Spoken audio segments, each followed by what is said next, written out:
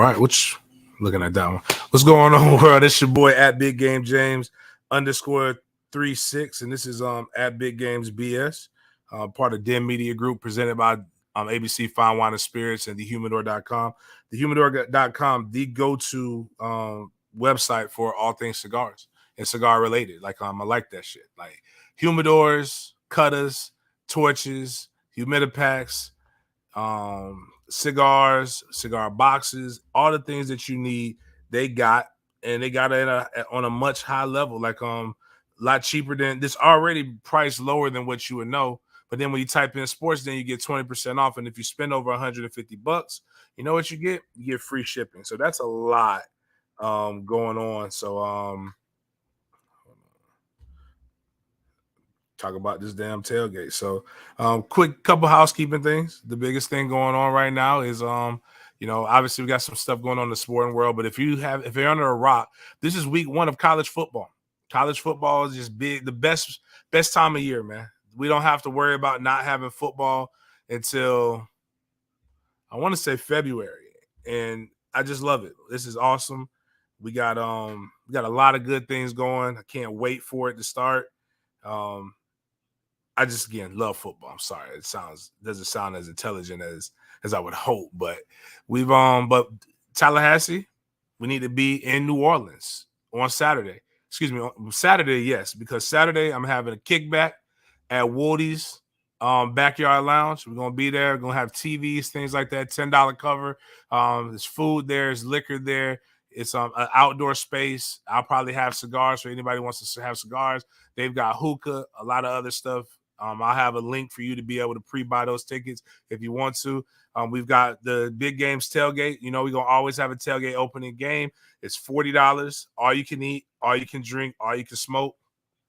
We got 300 tickets for that. Obviously, I think we're going to right now, we're anticipating 100 people or more will show up. There'll be some we'll have some Micanopy athletes there. There'll be some former legends there. There'll be a ton of people. Let me tell you this, man. It's a quote by Jay-Z that I'm always love, and show me what you got. And he says, since your boy Hov is back, the braw's coming out. So it's not for me, but something about these events, all you can eat, all you can drink, brings beautiful people. We will have some of the finest people in Seminole Twitter, Seminole social media. They all coming out. They've told me, and then right now I'm trying to work on our world famous jambalaya from my guy Matt. Listen, Matt has got 2 restaurants. Matt's coming to the game to enjoy it, but I will ask Matt if he's going to bring the jambalaya out. If he brings the jambalaya, then as long as I get my scoop, I don't really care what happens with the rest of y'all. But Matt, if you're listening, we need the people have requested the jambalaya. It's never Big Game. How are you doing? It's always Big Game is Matt bringing the jambalaya, and I don't know how to feel about that, but we'll have that. It's going to be a good time. Make sure you check it out. So again, one of the things that I've been doing, I've been a proponent of, I've been beating the horse and beating the drums about it, is name, image, and likeness for student athletes. In a group that's been really forgotten about is HBCUs. And we're going to have some news that's going to be dropping very soon with HBCUs and collectives. And it's about leveraging your opportunities and your network for the collective good. One of the things that I don't think HBCUs have done a really, really good job of are, one, is making sure the world knows who their brand is, understanding, sharing their brand and their messaging, and partnering with the proper people. So one of the things that I've done is I've always had a heart for HBCUs. I wanted to go to FAMU. FAMU didn't recruit me like they should have recruited me. I grew up on the Hill. My godfather, Herb Bailey, was an accountant. My mama went to FAMU. My daddy went to FAMU for a time. My godfathers, I was a ball boy for the basketball team for years. I sold programs at the football games when I was in elementary and middle school. I remember to this day when Earl Holmes got picked up by the Pittsburgh Steelers. Earl Holmes made my day. He gave me $100 for a $4 program, and told me keep the change, and we got to keep the tips. You would have thought I was a millionaire at that point. And then I always tell people Gene Atkins was one of the guys who I went to the football camp, and he's one of the inspirations. But something that I don't think we've done a really good job of is we have this rift of, are you black enough because you went to a PWI, which I tell people, like, you went to an HBCU for 4 years. I grew up on an HBCU campus. I was, like I tell people, I was crawling on Pocahontas Village. Like, and a lot of people don't even know what Pocahontas Village is. That was for the fast college students then. Like, basically you couldn't wait to have sex or you got pregnant. So it was the marriage dorms. So my mom and dad lived there for a time. And my mom worked on the Hill for a little bit. It's just, I know so many people. But this name, image, and likeness space hasn't been done right, and a lot of people are hiring agents, and nobody's really coming and doing collectives. So while this is a not necessarily sports related, but I'm gonna use my show to rant.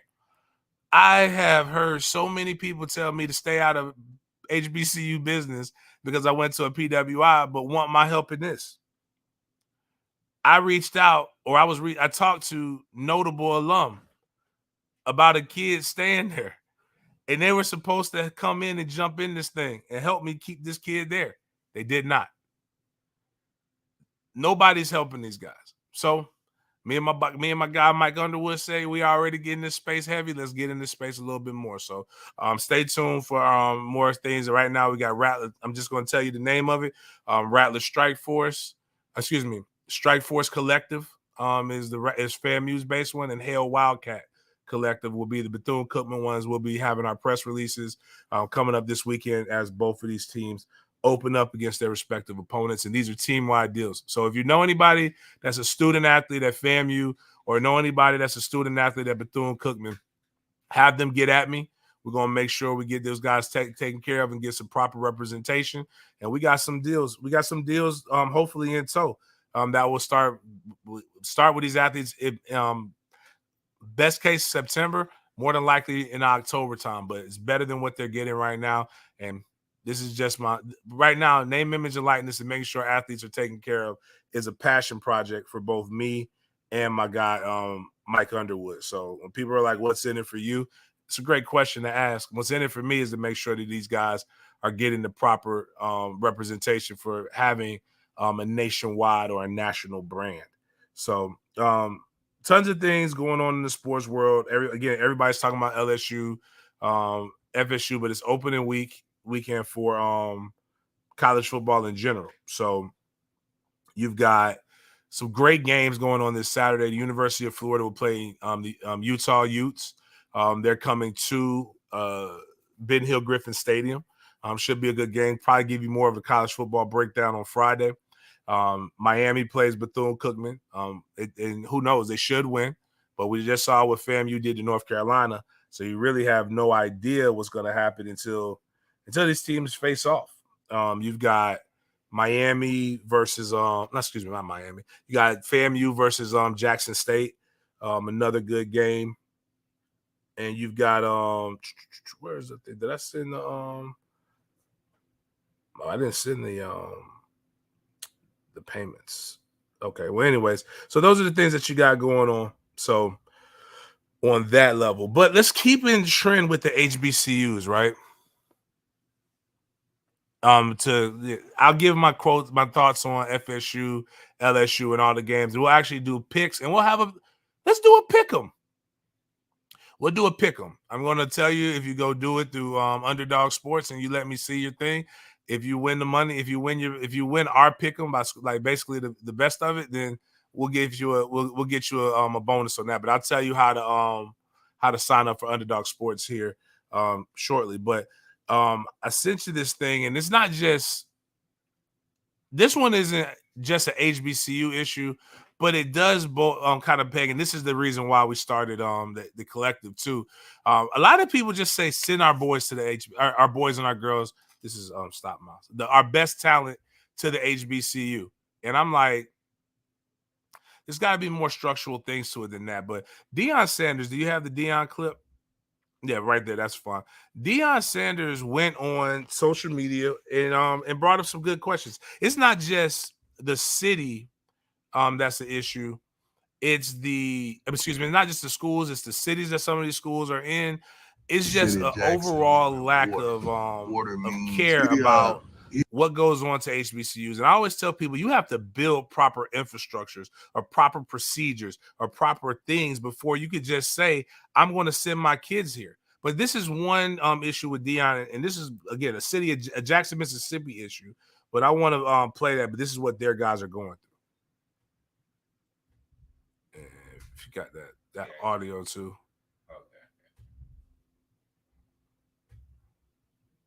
hit with a little crisis. The city of Jackson, we don't have water. Water means we don't have air conditioning. We can't use toilets. We don't have water. Therefore, we don't have ice, which pretty much places a burden on the program. So right now, we're operating in crisis mode. I got to get these kids off campus, the ones that live on campus, the one that lives in the city of Jackson, into a hotel and accommodate them so that they can shower properly and take care of their just needs. Make sure all our kids are fed and all our kids have the necessities of life for the next several days until this crisis resides. That's what we're operating in right now. So we're gonna find somewhere to practice, find somewhere that can accommodate every darn thing that we need and desire to be who we desire to be, and that's dominant. The devil is a lie. You ain't gonna get us today, baby. Yeah, man, it's hot. Shit, we're gonna get anything regardless, though. No cap. It's hot. Can't lie, man. It's hot in here, bro. It's hot. I mean, Jackson, bro. That's just Jackson. Man, we're gonna make it happen, man. We're trying to make a way for these kids to be able to take a shower, to be able to brush their teeth and stuff. The water is not going right now, man. It's all good, man. Minor setback for a major comeback. So one of the things that's again interesting about this is that if there is obviously a major issue going on in Jackson, but I guarantee you the governor's mansion is in Jackson, Mississippi, and I know the governor got water. I know the governor got everything that he needs. I guarantee you that if this happened in Tallahassee, the infrastructure will probably be in place for it to happen for Florida State to be able to have the things that they need to have. And again, there is money and there is funding issues that are fundamentally biased. There is a racial element to it. Now, also, it's a fiscal element. Like I said, larger universe. Like I always tell people, quit comparing Florida State and FAMU together because it's not like FAMU may have under 10,000 students, whereas Florida State has 50,000 undergrad.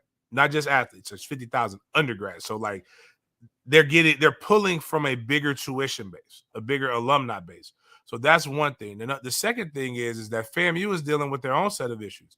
They're driving down to Miami right now, and they'll be down there. They'll practice. They'll be there from Wednesday until Monday when they drive back. They're taking charter buses, and I know a lot of people are wondering why are they taking charter buses and why aren't they flying without really full context. But it's part of the negotiations in the contract. The Orange Blossom Classic will pay for a portion of your travel budget. So FAMU could have flown, but they're saying they figure they're in Florida. You save a couple dollars because they're going to stay longer. So they have to pay for the housing. They have to pay for their housing and then their meals. So you save a little bit of bread, get you have a little bit there. But I do know Jackson State will be flying in from Jackson, Mississippi, but they have to kind of go and stay. But there's just fundamental structural issues, and I haven't really touched on the FAMU situation, and I'm trying to use it with kid gloves because I know people in the admin side. And I know people on the athletic side, all great people, all people good on their job, good at their jobs, all people who have some fault in this. A lot of people, it's kind of like, again, there's a whole bar for everything in life. Nobody wins when the family feuds. And right now, you're all looking inept and incompetent. And I hate that. I hate that for Mike Five, who's the interim athletic director. I don't really know President Robinson, but I know some of the people who work in his office. I hate it for Willie Simmons. I hate it for some of the coaches that I get a chance to interact with on a daily basis or on a consistent basis when I go back to the cigar lounge. But here's and it's some of the players who I've gotten a relationship with. But it's about business. And this is kind of what I was hitting to with the NIL. There's songs that you hear like, I'm so glad I'm at FAMU singing glory, hallelujah. I'm from FAMU. You got all these things where people just do these things and these confessions, and it's this love, it's this desire for FAMU to be great, but you're not a booster. You don't donate. You're having fish fries. You're having all this stuff. And what happens is this stuff hits the national news, and then it becomes a blemish. And when it should just be a situation where you're holding people accountable for by giving them your money and holding their feet to the fire for where your money is spent. So I know some people. I just saw a tweet where somebody's saying, "Why are they chartering planes? Like, I mean, why aren't they chartering planes and why are they chartering buses? Well, why aren't you giving to the booster program? Are you a part of the problem or are you part of the solution?" Again, it's so much talk when it comes to us as a culture and not enough action that, we do have systemic and structural racism that we combat every day. But that doesn't mean you just get to lay down and fucking complain about it. Like, you got to do something. One of the best things is pooling your resources and doing things, and not just your resources fiscally, your resources through connections and all these other different things. But nobody wants to solve the problem. FAMU also has another issue when it comes to the dorm situation. They just had Palmetto have to get evacuated because they had a roach infestation. And that's not just a problem at one HBCU. That's a problem at numerous ones. It's a lot of things that have issues. And that's why that was my big problem when everybody was talking about the girl with the big ass taking a picture in front of the snake. And me and my sister were having this conversation. And people say, well, she was at Florida State, she wouldn't have done this. Like, people don't strip naked and go swim in the Westcott Fountain that's on Ruby Diamond Auditorium. That's one of our iconic marks. Like, people have done that for years.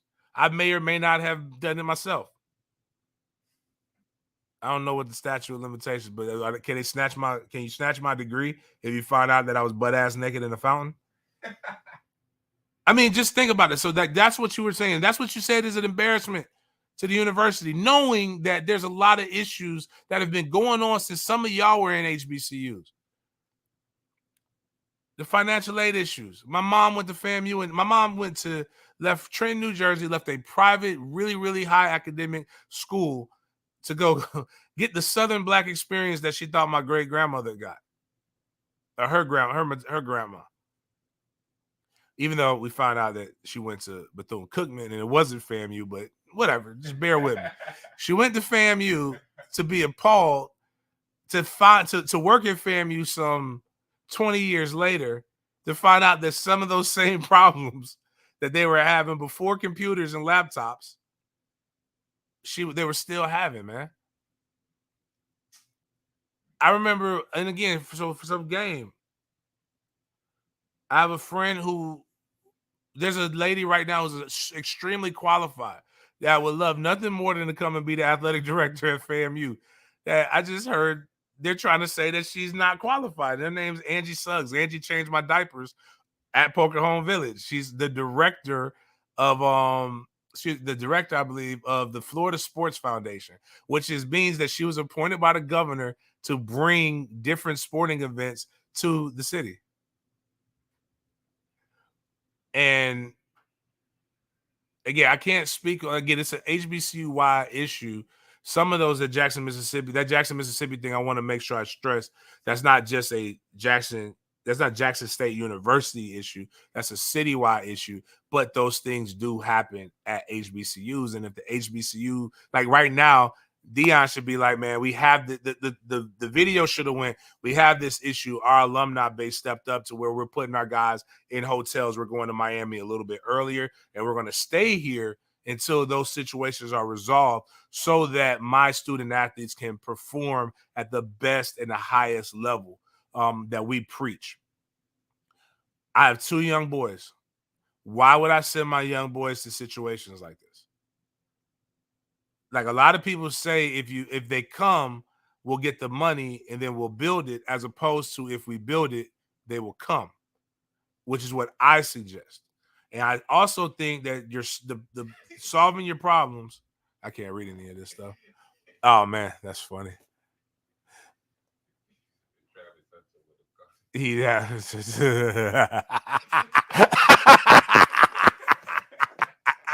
Hey man, I love the pettiness. Let me read. If Travis Hunter would have gone to FAMU or FSU, his ass would have running water right now. That is petty, but it's extremely true. Say that's terrible, man. Like that's awful, but it's funny though. I'm just saying this. So here's how you can solve some problems at FAMU. Again, I'm doing it right now with name, image, and likeness, just off the love, off of the fact that I'm a Southside Tallahassee kid, so I gotta go back home. I got stressed with my partner one time. I was like, "Hey, man, listen, I don't want to fuck up the FSU deal either, but like, bro, if I come bring us into FAMU and I fuck up at least if I fuck up the FSU deal, I can go to my mama house. I can still go hang out. We fuck up both FSU and FAMU, bitch. I can't go home. Like, there's no reason for me to come home. I've known these people my whole life, but I remember about 10 years ago, FAMU had a strength and conditioning coach job open, and my friend who was working over there before he went to go work for the Florida Sports Foundation said, "Hey, man, you should go apply for this job." I went and I applied for this job, and they were like kind of doing the interview process, and then they told me what the minimum was. The minimum at the time to be the head strength and conditioning coach over all athletics, the starting negotiation price was $25,000. I could go be a grad assistant across the tracks for a lot more than that. Like, what was it? I was at, so we were at the Gospel. So this wasn't even 10 years ago. This was 2015. Yeah, 2015. So like it was wild. I believe it was 20, maybe it was 2014. No, 2014, 2015, somewhere around that time. Bottom line is the number was entirely too low. But I could have come in with experience in the strength and conditioning world. I could have come in with some PWI experience. And what happens is it doesn't have to look exactly like it looks across the tracks. But you need people who are innovative and know how to get you something like it. I see all the time when people like show me these massive budgets. Even with Florida State, like when they're building their new weight room, I'm like, that's overpriced. James, how do you know it's overpriced? Bitch, I have built 3 facilities from the ground up. I know exactly how much this shit costs. My boy, just to use his name, my boy Juice has worked in athletic offices and bringing in event planning his entire career. Why not give guys like this a start, pay them decent money, at least knowing that they can come there and live and feed their family, and get yourselves out of this stuff and be innovative? Because a lot of the problems that we're having aren't necessarily relegated to just HBCUs, but they're small college problems. FAMU is not the only school to have one compliance officer. There are plenty of white schools that have it. We're just and then there's also other sports that aren't having these issues. So that's on both sides. But now I did hear the president is going to hire 5 more academic advisors and 2 more compliance officers. So so that's kind of cool on the president. So as one person say, we'll see what happens when it we'll see if it's true when it happens. But then there comes down to the onus is always on the person. And one of the things we just dropped was my take on on the student loan situation. Nothing warms my heart more to see white people super passionate about racism, but not listening to the entirety of what was said. Like sometimes I'm like, you're taking a 1 minute, because we're 1 minute clips on these reels. So it's a lot of context that comes into it. But even in that 1 minute reel, I literally said exactly, if it's a true choice, it's not true. It's probably not racist. Now, if it's, you could like how racism was back in the day, if it's like confess or we're gonna lynch your ass, all right, I'm between a rock and a hard place. Nobody told you to go spend $100,000 on an art degree. Like, again, this with the student loan stuff, it's some issues to that. But what I want to like,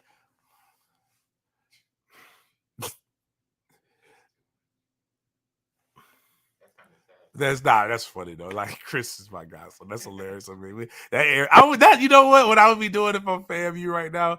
But even though they're on the charter buses, and actually FAMU don't do it. FAMU can't do that. We got too much bad pub right now. But if I'm FSU right now, I'm just showing how cool it is, and just sipping on some I'm gonna go to my sink and just get some ice, crack it open, put it in the cup, and then just pour some water and just be like, man, this is what it's all about. I guess I'm saying like the onus comes on this is with the athletes. So people are saying that it's racist that these guys and without having full knowledge. And I'm not gonna go with all the knowledge that I have. But here's what I do know: the normal student at FAMU does not have a compliance officer, and even a real academic advisor. They got to pass their classes. They've got to take their tests. They've got to do stuff. So there's two ways to be ineligible. And there's a double whammy. One is you don't have a GPA. The only way you're ineligible from a GPA perspective is that you have under a 2.0 for consecutive semesters. The NCAA doesn't have a GPA. It ain't high school. But you have to have a 2.0 minimum to be qualified as a student. So basically, the NCAA's requirement is that you have to be in school. You can't have below a 2.0 for consecutive semesters and be in school. They'll kick you out. But what happens is you get a 1.9 for one semester. You're on academic probation. You want to know how Big Game knows about academic probation? I was on that shit. I didn't go to class. I didn't do what I was supposed to do. I can tell you this. I graduated 3 years and people think I'm smart.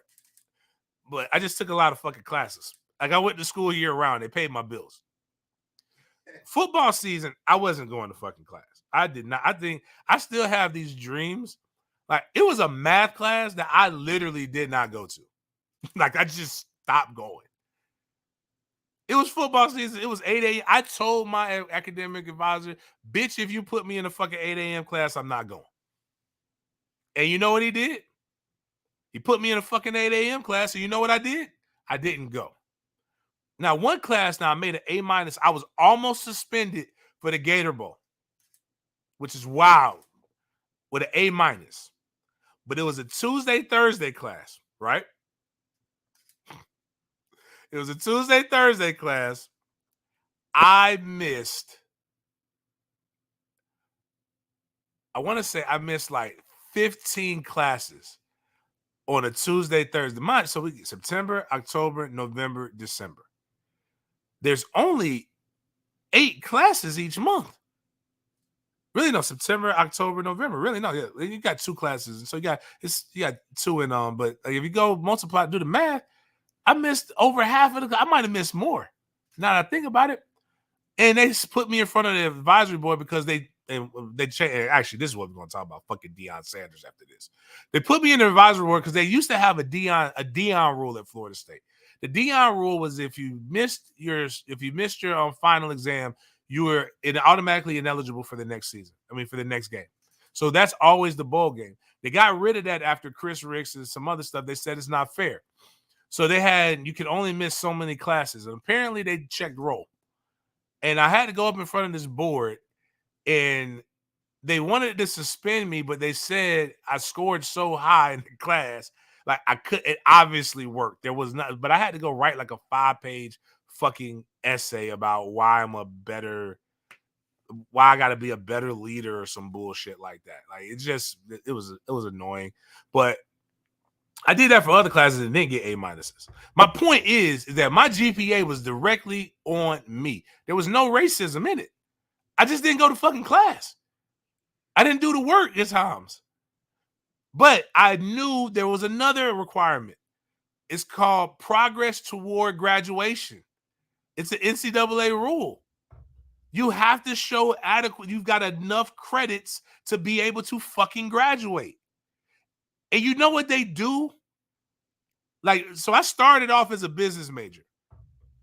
I don't like math. You got to take business cow to be a business major.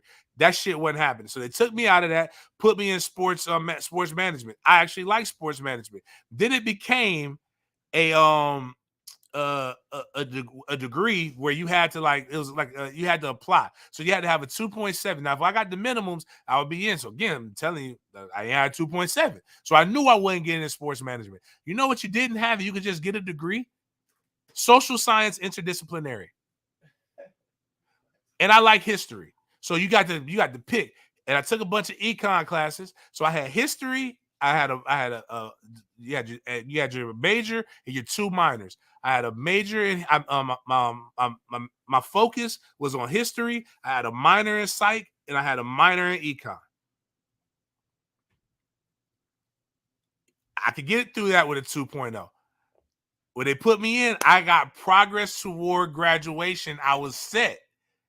The problem with a lot of you guys is you have a lot of opinions on shit that not as strong opinions on shit that you've never lived, nor do you know about.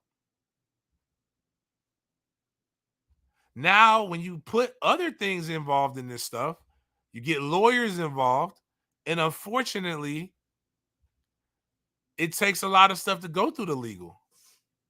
Like I want to tell this one kid, just serve the suspension, bro. Because when it's all said and done, like, you're going to miss the same amount of games if you would have just served the damn suspension. But if you would have just gone to class and got the grades, we wouldn't be in this situation.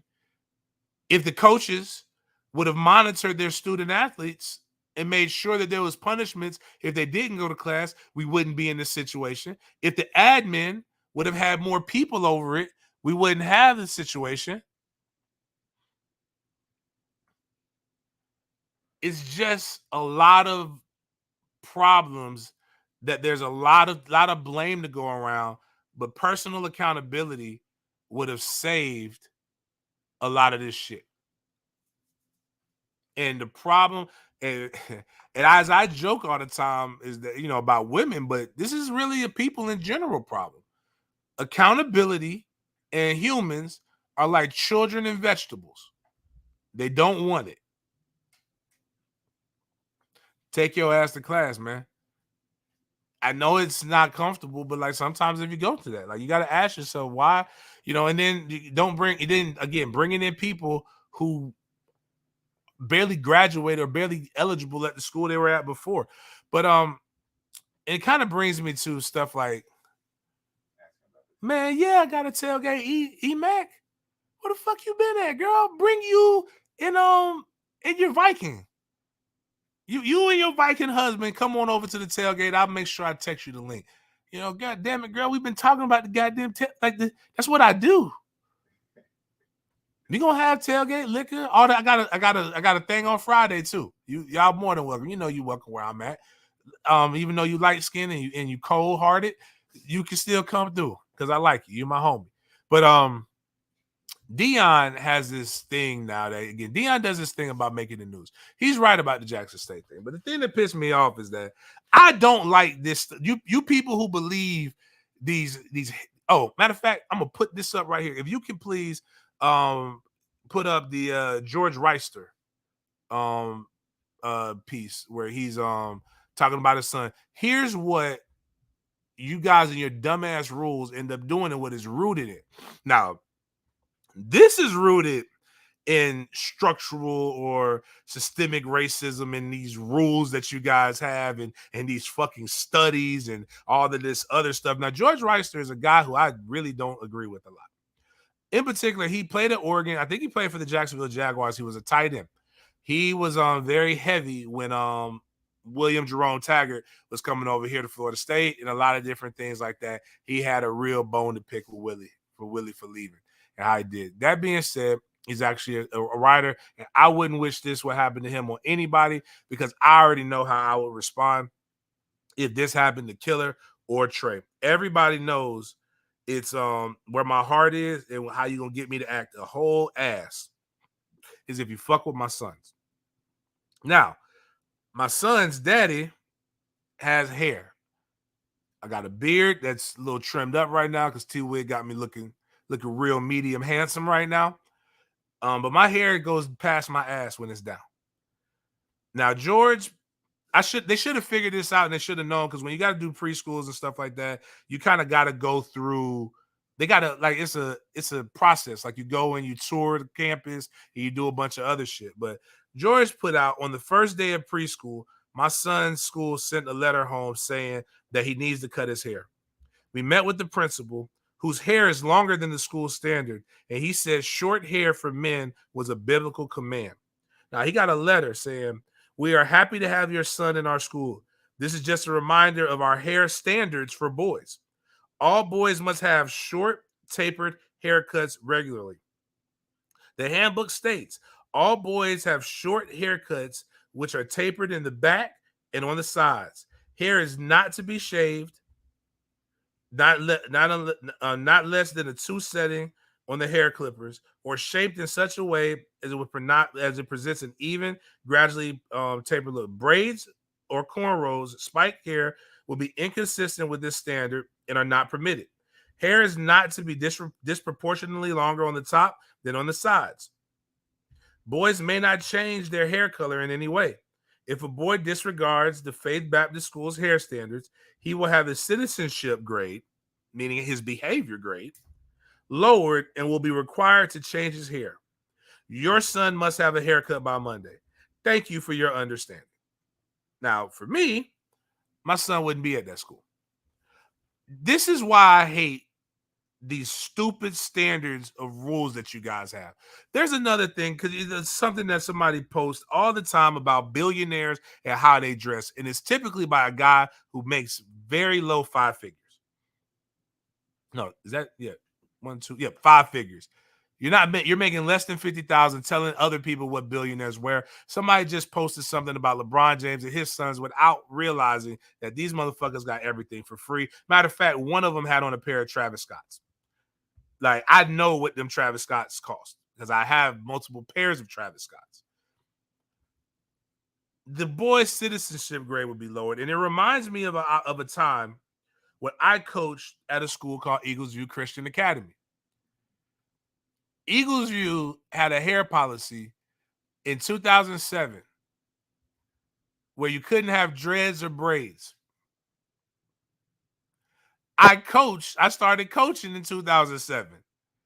I had dreads and braids. By the time I was done, they changed that policy because I wasn't cutting my hair. I tell people this all the time. Your stupid rules are trumped by people who are good. I am fucking good at coaching. I know what I'm doing. It's the reason why I can have this stuff. The world is no longer determined by these things.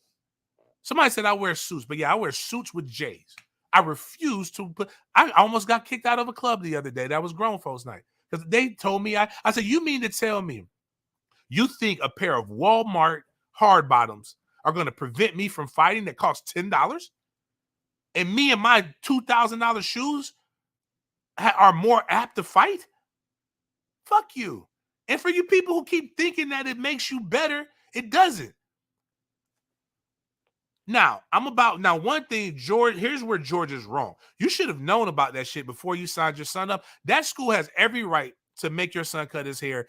And I have every right to think the rule is dumb. Their school, their rules. Every coach has this stuff. Their team, their rules. My right to call it stupid. Dion has this hair rule. He's got this no wearing earrings, the jewelry, the headsets, the same stuff that Mike Norvell has. And it's and people are under the guise that this gives you more discipline. Bull fucking shit. You guys would have had a conniption fit if y'all would have known what Bobby Bowden allowed us to do. We wore warm-ups, Debo slippers, and tall tees on every trip. Mind you, we had a team-issued t-shirt, team-issued shoes, and Bobby didn't care. Some of the most iconic football players that you know, Peter Ward being one of them, had a fucking not a crater. What do you call that shit? A meteorite in his damn ear.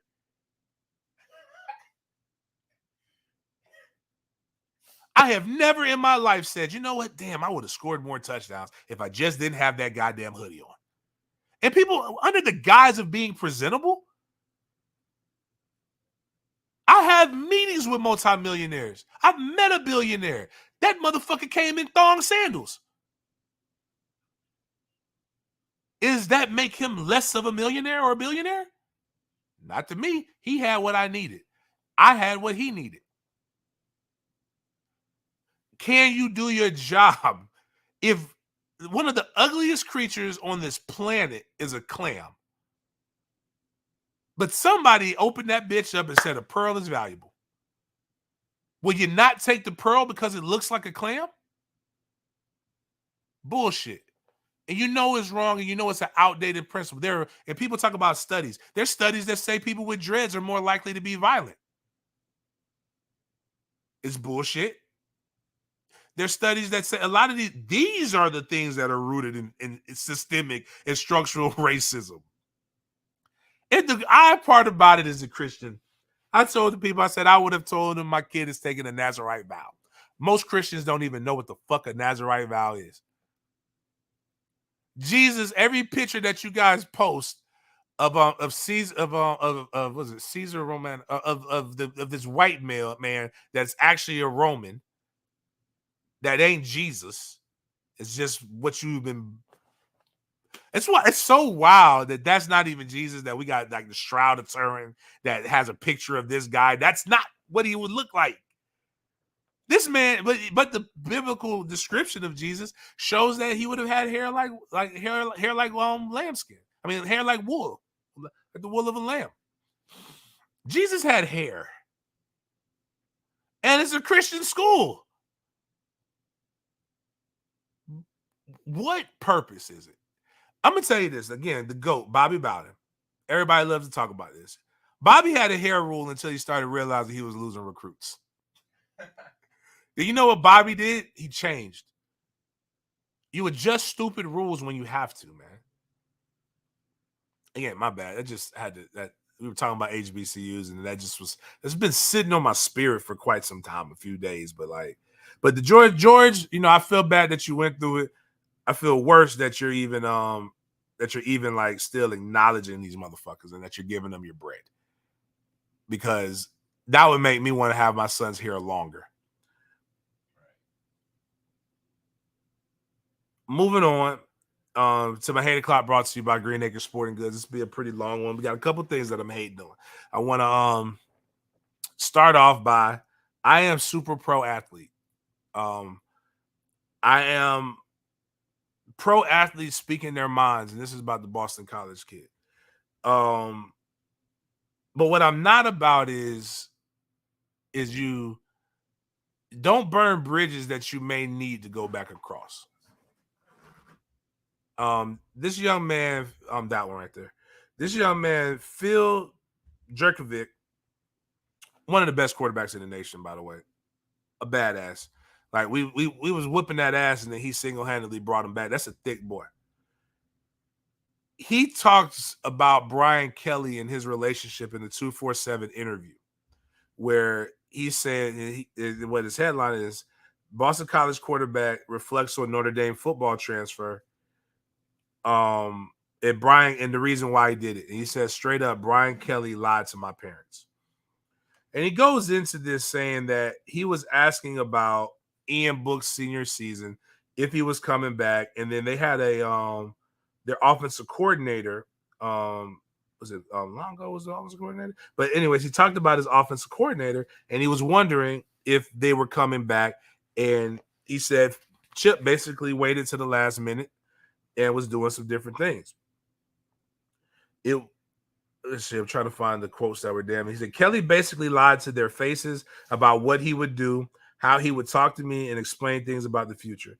He basically lied to my parents. So after that, we were done with him. It wasn't as much about how they treated people, because I think they also treated people very badly, very poorly, some of the coaches there, but it was more about their lack of experience in coaching. This young man's an ACC preseason all ACC. He's considered one of the top 10 quarterbacks coming back in the nation. He'll be a top 10. He's projected to be a top 10 pick.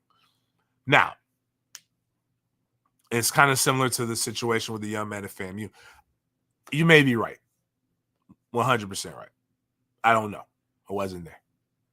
But you're playing right now. And one thing that you're doing, you have to hope that somebody else doesn't do to you.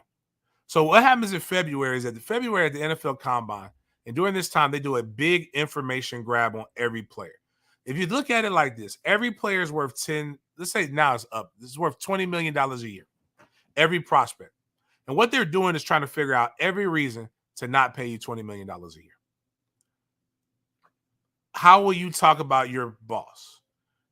The best predictors of future performance is your past. So, yeah, it didn't work out. You don't like it. But guess who they're going to talk to about you? Chip Kelly.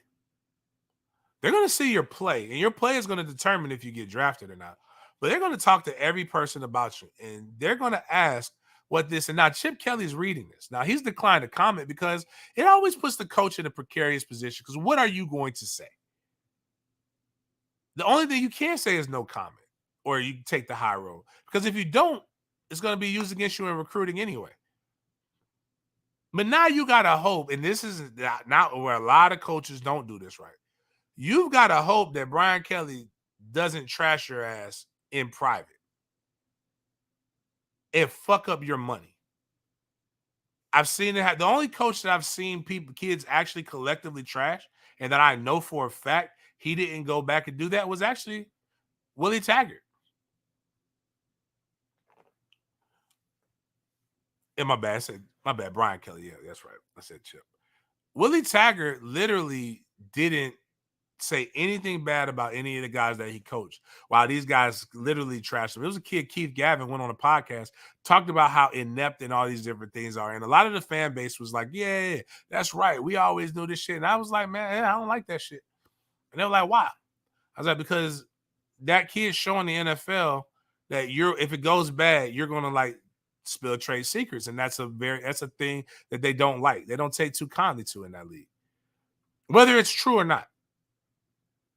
Get to where you need to be at, and then get established, and then you start shooting your shots. Would this have been less of a salacious article in 2 to 3 years when he's the starting quarterback of somebody? It's going to work out for him more than likely, but I just want this to be a cautionary tale for any kid. Be careful who you fuck over, because they get a chance to fuck back sometimes. And that's the truth, and that's the sad part in all of this. Moving forward with more hatred of things going on, I'm gonna do this one because it's gonna be we're gonna rip it, and then I'm gonna end on something that's really sad, because it's a thing in the culture that's real near and dear to my heart. But again, this is systemic, and this is the descriptors. I use descriptors all the time, right? And it was a cat who tried to it was funny, like, because that one. He thought he had something too, boy. It was so crazy. It was so funny. I say Pilgrim. I have never, and if anybody can tell me, like just show me where saying Pilgrim really is offensive, I promise you I'll stop it. But like ain't nobody talk to John Wayne like that. Because that's where I got it from. And even the way I say it, if you go look at all John Wayne movies, what's going on, Pilgrim? It's like that. We learn about pilgrims we talk about them every year at Thanksgiving. There's a company called Pilgrim's Pride. There's Pilgrim's Pizza. There's a lot of pilgrims out here. And I've never once heard anybody say, God damn, that hurts my heart. It's just, it's not even like, I get cracker. But even that word is really not offensive, because Cracker Barrel literally is like what you would describe a cracker with. But this guy comes up and says, like, I put on, because I think it was Trayshawn Ward stiff-armed the fuck out of a kid. I said, man, he stiff-armed the hell out of that Pilgrim. And then he put a gif. He's like, that seems racist. That's because it is. And I'm like, what's racist about it? Come on, James. We know what you mean by Pilgrim. You don't have to hide it. It's cool. I said, oh, you mean white person? Yeah, everybody knew that. Like, I didn't think I was hiding anything. Hell, your response lets me know ain't no black pilgrims. Like, what? I'm a history guy. I would love to know if that would make my day if there's a Black Pilgrim, right? I don't know. Like, if you know the Black Pilgrim, please let me know because I want to be that. I might name my next child after that. My point is that, boy, you want to be. Sometimes people want to be in the oppression Olympics. We know descriptors. We know thug. We know what thug means at this point. I say thug, you're not thinking of a pilgrim. I can promise you that, especially when it comes on Fox News. But put up the Serena Williams stuff. Hell, the funny thing about Pilgrim, man, it's this kid I love, man. My favorite running backs were white that I've had. But oh man, Cade Frew, who's signed to Air Force. Great young man. His family was at the FSU football camp. And I'm just watching it, and I'm like, I saw a highlight. I'm like, damn, I didn't know Cade was here. So cool. So I'm just out there, and then his mom pulls me over, and she's like, hey, we're the parents of your favorite pilgrim. I said, holy shit. I said, for real? She was like, yeah. She's like, you calling him a cap. Cold ass pilgrim. I was like, you goddamn right. I said, y'all some cold. She was like, we'll buy shirts, James, if you make cap shirts. And I was like, man, you know what? I said, you get it. I appreciate it. But here's the things that I always hate. Serena Williams to me is one of the most, Serena Williams was an outlaw. It's always been an outlaw. Candace Parker, Serena Williams, I think it was Alicia Keys for a while. I don't really like Alicia anymore. But basically just women that if no matter what relationship I'm in, if they came and said they wanted to give me the goods, I'm taking them. I'm walking away from it all. And it wasn't so much that I think she's beautiful. I know other people think she's harsh, a little bit thicker, but like to me, I'm a breeder. I'm thinking of the future. She's 5'10". I think at one point she was like 180 or whatever, solid muscle, elite of the elite. I need her genes, not the gene. I mean, GENES. I'm thinking of the baby. But things that have always been like she has an attitude, she's sassy. The things that describe her is just really bad. And I'm like, why? Like, so and she's retiring, and people are still like, kind of just on this tip. These are the descriptors that make you wonder, like, God damn, do y'all hate this woman? What did she do to you to make you feel this way? I'm trying to find the article myself so I can read it because I can't really see it on that page. Anyways, I gotta see it now. Aggressive and intimidating. Like, why don't you just say powerful and dominant? Because that's what she was. She wasn't like she was so fucking powerful. That was what was sexy about it. Is how powerful she was. The fact that people always wrote bashing articles, the fact that when you saw like anytime that she had questions, it was bad. But all the other tennis women, it was applauded.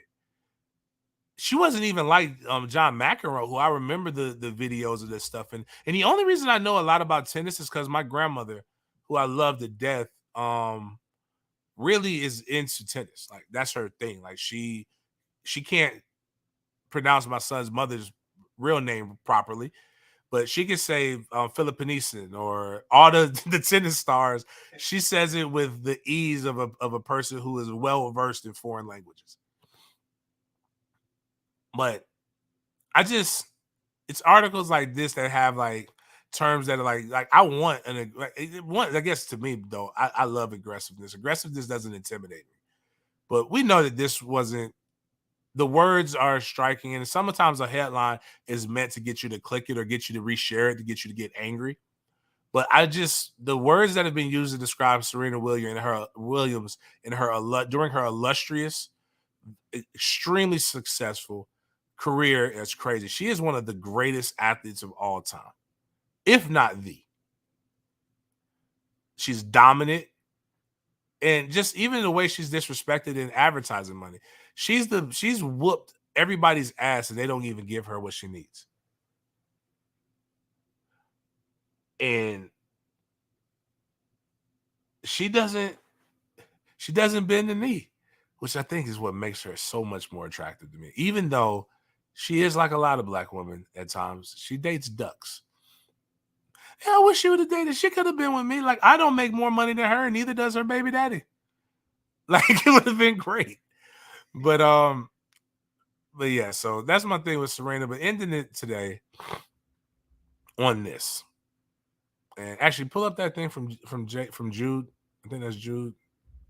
No, we're gonna pull that one up, but it was a comment. I wanted to see that comment right before Sporadics. I can't really read it right there. Dion is doing a great job at Jackson State as HBCU. Does he look like a hypocrite if he takes the Division I program? Yes and no. Like, yeah, I mean, I answer that question because it is important. Dion would be a hypocrite because he's really doing what Dion does, but to me, he'll be on brand for Dion. I think one of the things that a lot of you guys are forgetting is that Dion is about one person. That's Deion Sanders. It's always been that. He won't change. And there's nothing wrong with that. But he will leave eventually if he has the success that people think. And it would be what's best for him. But I think he is doing a good job. But I think he's just a hypocrite. I think hypocrite is what he is in general. So that's just, but when you've accepted that, that's what he is. So, but I don't think Jackson State can pay him $1 million a year. So eventually you got to do what's best for business. So that's that part. But we'll end this on this. Like, one of the things that is near and dear to my heart, you see it every day. I've got to get, my tailor says he's never seen me in the same pair of shoes twice, which is a lie. Because I go on these streaks, right, where I really I'm liking this pair of shoes and I keep wearing them. But I have been immersed in the sneaker culture really ever since COVID. But before that, when we first started our show and I still had my gym, we got through Baker Sporting Goods. We had an Adidas deal. And I rocked a ton of Adidas. That's when I got into the Yeezys and then to the Pharrells. And then, so really it's all kicked off because Killer is 4. Will be 4 in October. So I shot up his mom's club. I would have been like March or April. So when I went to Vegas, I bought my all white Pharrells. And then I had already got Yeezys. And then I have my Blasian chat. We're Black and Asians are in there. We constantly talk about shoes and we do different things. And I love sneaker culture. I love shoes. The harder to find they are, the more I love them. I've been like that even with cigars. When my guy Chris Gwaltney tells me that I can't have this cigar or this bourbon, it automatically makes me want to have it. And I got to find it. Like, I didn't even know what Pappy Van Winkle was until he told me what it was, and he told me it was hard to get. So I immediately had to go get it. So, but if you click on that, Miles, we have one of the things that's kind of running rampant in the sneaker culture and is really fucking up everything is people, the need to have these shoes and be first is really messing it up. And then there's StockX, there's Goat Shoes. There's a lot of different websites that are jacking it up. There's people who are buying these things, knowing people want them, and then the culture is driving them. So now, like those right there, those Jordans, which I actually own a pair, that are on the screen. Like, people are paying $500 for 5 or more for a pair of Jordans that really cost you $220, and you shouldn't be paying that. You should be able to pay $220, but the resale market is stupid. But 60,000 pairs of high-end sneakers are about to hit the market because of an $85 million Ponzi scheme. And the bluff of it is this guy. And so it's going to be 48,000 pairs of Nikes and about almost 5,000 pairs of Yeezys and 5,000 pairs of Adidas. All in boxes. And they're calling this guy the Bernie Madoff of sneakers. Malik Zadeh orchestrated a multi-million-dollar Ponzi scheme involving sneakers, and a court-appointed receiver is looking to unload this treasure trove of status shoes and go blah blah blah. 1,100 pairs are from his personal collection, both new and used. Blah blah blah. He's 39 years old. He's accused of milking customers out of more than $70 million falsifying loan applications for more than $15 million in financing. He pleaded not guilty to wire fraud, bank conspiracy to commit bank fraud, and money laundering. He pocketed $70 million from pre-sales of Jordans alone. The 11 cool grays, which I have a pair. And the amount of money owed for pre-sales has yet to be determined. Basically, he just got everybody to buy these shoes and didn't give anybody anything. So if you know what a Ponzi scheme is basically you pay off the original investors by giving the money that the new investors gives, but you don't have anything tangible to sell, and eventually everything comes crumbling down. But here's how you stop this. I love shoes, but you gotta have FOMO. I mean, you can't have FOMO. FOMO is fear of missing out, and that's what most people have. So there's shoes that I want. There's very few that I'll go above and beyond. I have 2 pair of Air Yeezys. There's another pair of Air Yeezys, the pure platinums that I want. So I have the solar reds and the red Octobers, but I want the pure platinum ones. And then I have the collection of 3 Air Yeezys 2s that are stupid hard to find. So if you know somebody with a pair of them that size 12 or 13, get at me. I want them. But the new ones that come out, I'll make my bid. I'll talk to my if I miss my bid, I'll talk to my shoe connect. But my shoe connect knows that I'm not paying a stupid amount of money for them. When at the end of the day, and I got frustrated the other day. I actually cleaned it up so I'm not frustrated again. I couldn't even function because I got to pull this pair of shoes out to match this outfit. I got to do this. And then what happens is you don't put them in the boxes or you don't put them back up. And then it becomes overwhelming. And then you're like, oh my God, what am I going to wear? Blah, blah, blah. You just pick up the shoes that are on the floor. It's an addiction. It's a vice. I don't trust people without vices. But I will say is if you don't get it, know that they're going to come out with they're going to distribute them in about 3 to 4 years. Or you'll go buy a new pair of J's. That's why my son, who's becoming a sneakerhead because of me, I can't get him fully into it because why would I buy him all these shoes when he's not going to be able to wear them anymore? His foot keeps growing.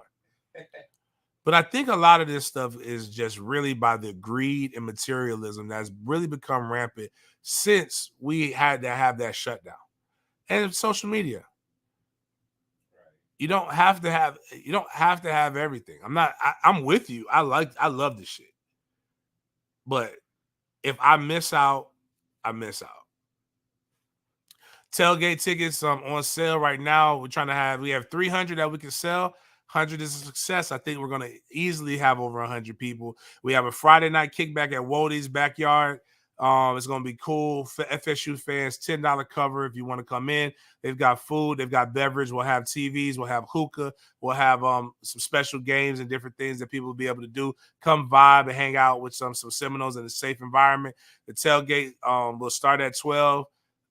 Technically, the food will be ready around 2. We'll be eating, having liquor, drinking, playing games, spades, dominoes, all of that stuff.